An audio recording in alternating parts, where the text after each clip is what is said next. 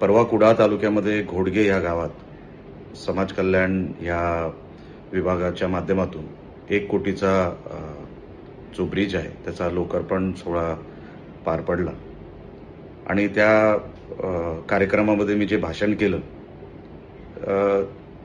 ते माजी आमदार वैभव नाईक यांनी त्यांच्या सोशल मीडिया हँडलवर त्यांनी ते माझं भाषण टाकलं आणि मी वैभव नाईक यांच्यावर येईनच, पण खरं तर मी वैभव नाईक यांचे आभार मानतो की ज्या व्यक्तीबद्दल मी बोलणार आहे ते स्वतःहून त्यांनी मला तो विषय बाहेर काढण्याची संधी दिली, त्याबद्दल मी वैभव नाईक यांचे आभार मानतो. मी ज्या व्यक्तीबद्दल त्या भाषणामध्ये उल्लेख केला, लॉरेन्स मानियेकर, हा ख्रिश्चन धर्माचा एक व्यक्ती अनेक वर्षांपासून आपल्या राजकीय फायद्यासाठी,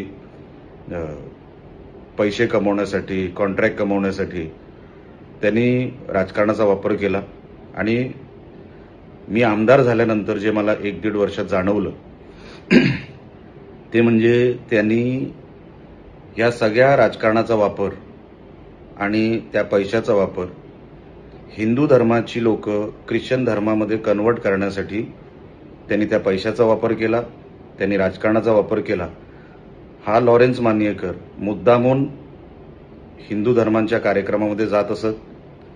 मंदिराच्या असतील, पालख्यांच्या असतील, वेगवेगळ्या लग्न समारंभांचे हिंदूंची जी काय लग्न, आणि हा ते सगळे माणसं, गरीब माणसं जे आहेत त्यांना हेरतो आणि हेरल्यानंतर त्यांना ऑफर देतो आणि ऑफर दर महिन्याची असते की तुम्हाला दर महिन्याला हे सगळं मिळेल.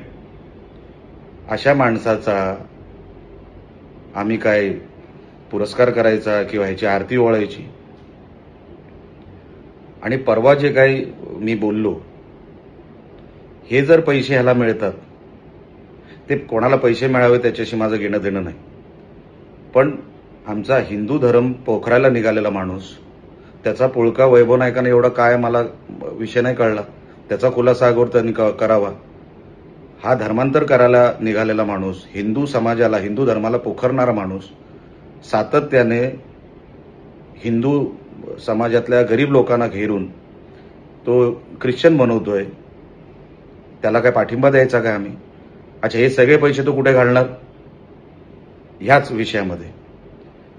आणि मुळातच मानियेकर आणि वैभव नाईक हे पूर्वीचे काँग्रेसवाले असल्यामुळे त्यांचे दोघांचे संबंध आहेत अनेक वर्षांपासून, पण हिंदू समाजाला, हिंदू धर्माला जर कोण असा हात टाकत असेल, आम्ही ते कधीही सहन करणार नाही आणि आम्ही ह्याच भाषेत अशा लोकांशी बोलत राहणार, कारण का आमच्यासाठी आमचा धर्म मोठा आहे, राजकारण मोठं नाही.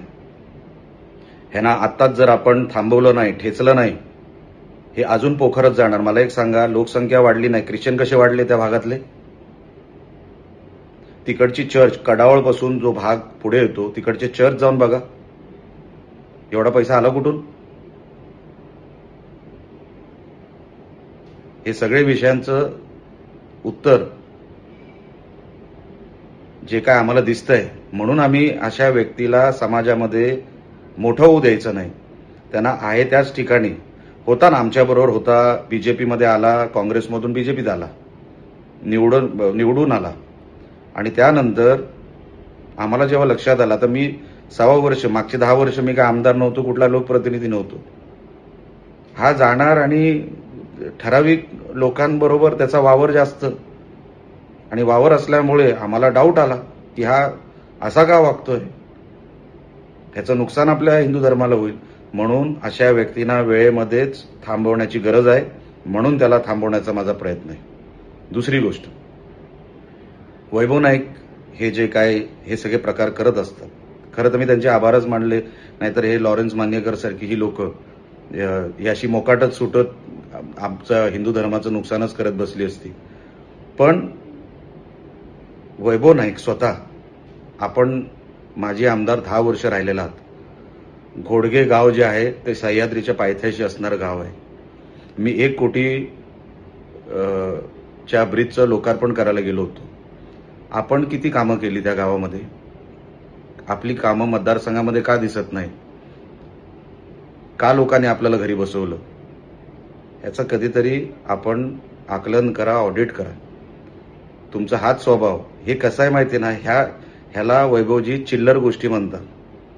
ह्याच्यातून बाहेर या. तुम्ही कॉलेजमध्ये नाही आहात, तुम्ही शाळेत नाही आहात. हे व्हिडिओ शोधा, ते व्हिडिओ शोधा, मग त्याला कुठेतरी जोडा आणि मग त्याचं सोशल मीडियावर टाका. तुम्ही माजी आमदार आहात 10 वर्षाचे. ती गोष्ट वेगळी आहे की आपण काय करू शकलात नाही, एकही विकास काम आणू शकलात नाही, विधायक काम, सामाजिक काम हे तुम्हाला कळलेलं नाही, कारण का तुम्ही या चिल्लर गोष्टींच्या बाहेरच येत नाही. माझ्याकडचे काही नगरसेवक आहेत ना, ते तुमच्यापेक्षा जास्त हुशार आहेत. कधीतरी त्यांच्या मतदारसंघामध्ये जाऊन बघा, त्यांनी आपला वॉर्ड कसा सांभाळलाय तो. काही जिल्हा परिषद सदस्य आहेत. राजकारणामध्ये आपण काय ठेवून जातो, आपला ठेवा काय, त्याला महत्व आहे. आम्ही कामाला महत्व देतो, आम्ही आमच्या हिंदू धर्माला महत्व देतो. उठ सूट कुठले व्हिडिओ शोध, दिवसभर कुठल्या तरी पत्रकाराला पकड, यांचे ठरलेले 2-3 पत्रकार, आणि मग ते काय दिवसभर ते सगळं चालतं यांचं. तुम्ही मतदारसंघाला, जिल्ह्याला काय देणार हे तरी सांगा. एक तर तुम्ही वाचलात, राजकोटची घटना जेव्हा घडली, छत्रपती शिवाजी महाराजांचा पुतळा जेव्हा पडला, अख्खा महाराष्ट्र तुमच्यावर थुकला असता. तुम्ही महाराजांचा पुतळा पाडला, त्याच्यामध्ये तुमचा हात होता, हे मी सभागृहात देखील सांगितलेलं आहे. पण तेव्हा पालकमंत्री हे सन्माननीय रवींद्र चव्हाण साहेब होते. ती इन्क्वायरी कधी बसली नाही, नाहीतर अख्खा महाराष्ट्र तुम्हाला मारायला निघाला असता. तुम्हाला महाराष्ट्रात राहण्याची जागा मिळाली नसती.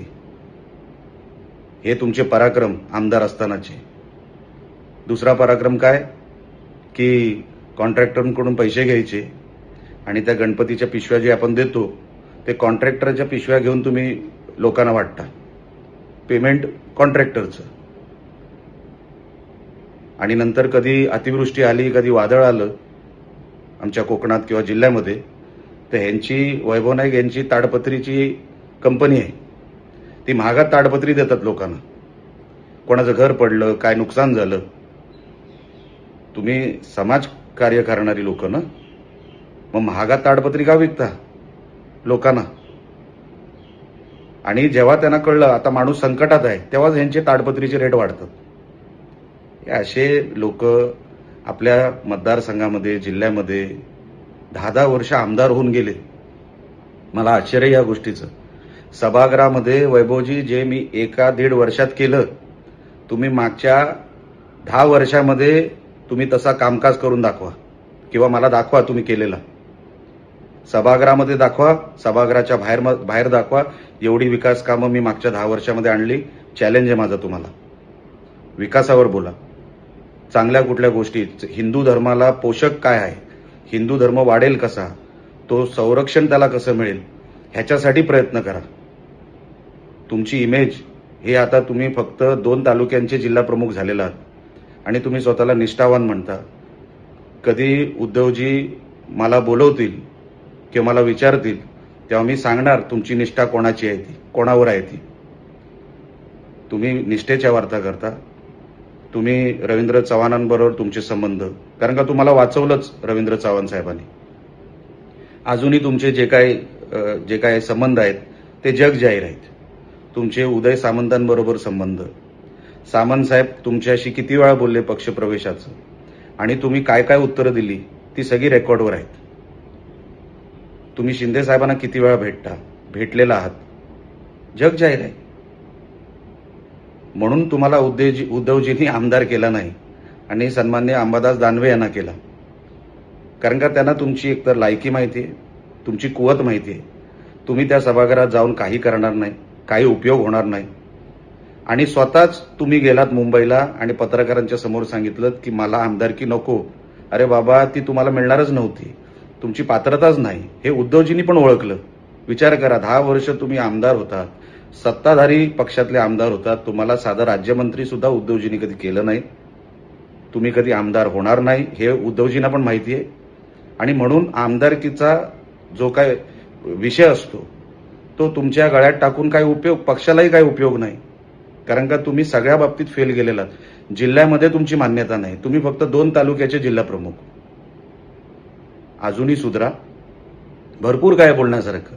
आणि मी तर तुम्हाला तुमचे आभारच मानलेत की बरं झालं तुम्ही हा विषय काढला, म्हणजे आम्हाला त्या मानेकरबद्दल बोलण्याची संधी मिळाली. तुमच्या काही विषय जे लोक कदाचित विसरले असतील की महाराजांचा पुतळा कोणी पाडला, तर तो कलंक आपल्याच जिल्ह्यात राहतो. त्याच्यावरती फक्त इन्क्वायरी बसली नाही म्हणून तो बाहेर मोकाट फिरतो. हेही लोकांना सांगण्याची संधी मला तुम्ही दिलीत, त्याबद्दल मी परत एकदा तुमचे आभार मानतो.